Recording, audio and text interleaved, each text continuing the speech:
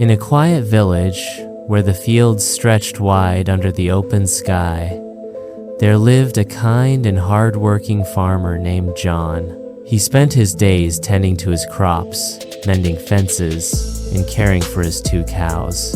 His small cottage stood at the edge of the farmland, surrounded by trees and singing birds. Though he was content with his simple life, it was a lonely one. He had no family left, and most of his neighbors lived far apart. He often spoke to his animals or the clouds, even though they never replied. One morning, while walking to the well, John noticed something fluttering weakly near the path. He stepped closer and saw a parrot lying on the ground, its bright green feathers dulled by dust and its wings slightly bent. It blinked at him with tired eyes but made no sound.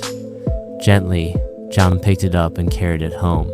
He made a soft bed for the bird in an old straw basket and gave it a few drops of water. Over the next few days, he nursed the parrot back to health. He talked to it while feeding the chickens, weeding the garden, or chopping wood. "You're a lucky one," he would say. "Most birds wouldn't survive out there alone."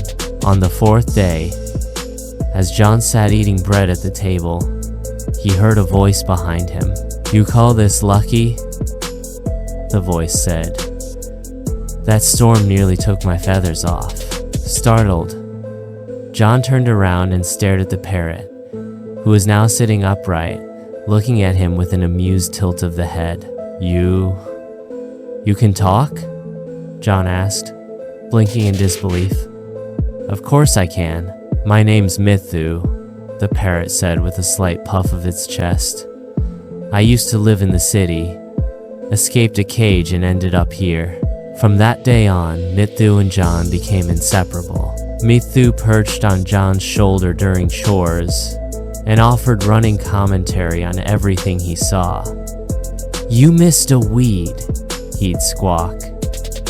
"Those carrots are crooked," John would laugh, something he hadn't done much before. The lonely cottage now echoed with conversation and laughter. Mithu is more than just talk. He had a sharp eye for weather. "Storm coming from the west," he would say, and sure enough, clouds would roll in hours later. With Mithu's help, John protected his crops better and even helped his neighbors prepare for sudden rain or dry spells. One evening, as the sun dipped below the hills, John sat on his porch, looking at the orange sky. Mithu sat beside him, unusually quiet. "I never thought I'd enjoy living in a field," the parrot said finally. "But I like it here." John smiled. "I never thought I'd have a friend with feathers." Mithu flapped his wings once and hopped onto John's arm.